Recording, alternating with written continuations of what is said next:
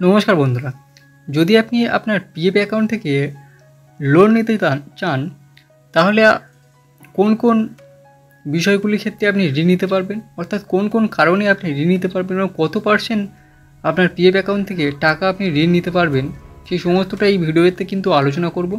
ভিডিওটি অবশ্যই শেষ পর্যন্ত দেখবেন। দেখুন, ঋণ পেতে হলে অগ্রিম ফর্ম 31 অন্যান্য প্রয়োজনীয় নথিপত্রের সাথে জমা দিতে হবে।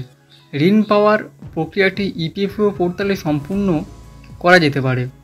কর্মীদের পোর্টালে তাদের ইউএন লগ ইন ব্যবহার করতে হবে, তবে ইউএন অ্যাক্টিভেশনের জন্য আপনাকে কিন্তু তার আগে ইউএনটা অ্যাক্টিভেশন করাতে হবে, তারপরে কিন্তু আপনি ইউএন দিয়ে লগ ইন করতে পারবেন।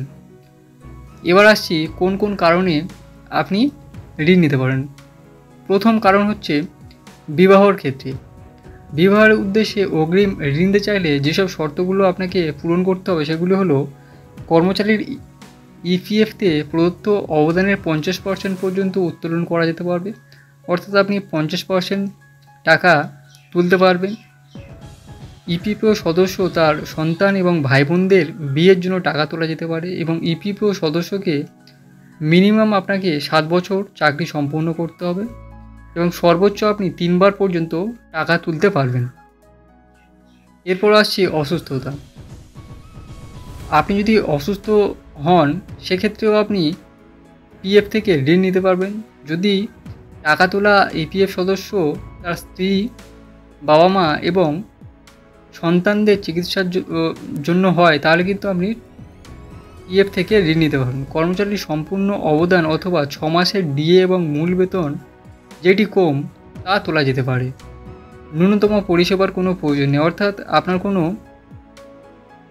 মিনিমাম চাকরি জীবন থাকার কোনো প্রয়োজন নেই। বাড়ি নির্মাণ বা ক্রয়। যদি আপনি বাড়ি তৈরি বা কেনার জন্য লোন নিতে চান তাহলে ইপিএফও সদস্যকে কমপক্ষে 5 বছর চাকরি সম্পন্ন করতে হবে। সম্পত্তিটি অবশ্যই ইপিএফও সদস্য তার স্ত্রীর নামে অথবা যৌথ মালিকাধীন হতে হবে।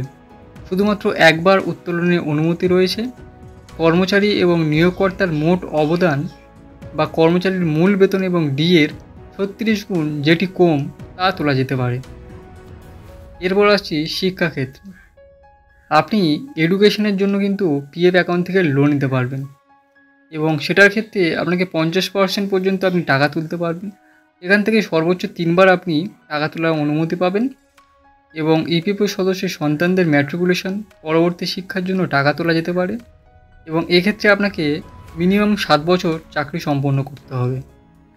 এরপর আসছি জমি ক্রয়ের ক্ষেত্রে। জমি ক্রয়ের ক্ষেত্রেও আপনাকে 5 বছর মিনিমাম চাকরি সম্পন্ন করতে হবে।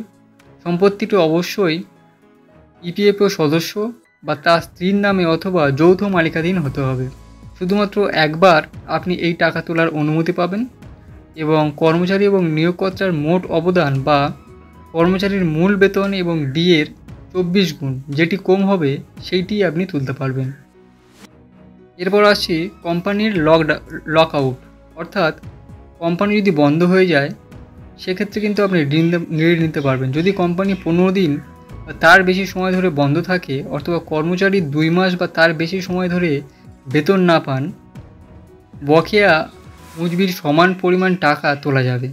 শুধুমাত্র কর্মচারীর অংশের টাকা তোলা যাবে, তবে অ্যাকাউন্টে পর্যাপ্ত পরিমাণ টাকা থাকতে হবে। যদি কোম্পানিটি 6 মাস বা তার বেশি সময় ধরে বন্ধ থাকে তাহলে নিয়োগকর্তার শেয়ারও ব্যবহার করা যেতে পারে। বেকারত্ব। যদি আপনি 1 মাস বা তার বেশি সময় ধরে বেকার থাকেন তাহলে তিনি ইপিএফের 75% পর্যন্ত টাকা তুলতে পারবেন। যদি কোনো ব্যক্তি 2 মাস বা তার বেশি সময় ধরে বেকার থাকেন তাহলে সম্পূর্ণ ইপিএফের টাকা তুলে নিতে পারবেন। তাহলে এই ছিল আজকের ভিডিওটি কেমন লাগলো অবশ্যই কমেন্ট করে জানাবেন এবং এই ধরনের ইনফরমেটিভ ভিডিও পাওয়ার জন্য চ্যানেলটি অবশ্যই সাবস্ক্রাইব করে রাখবেন।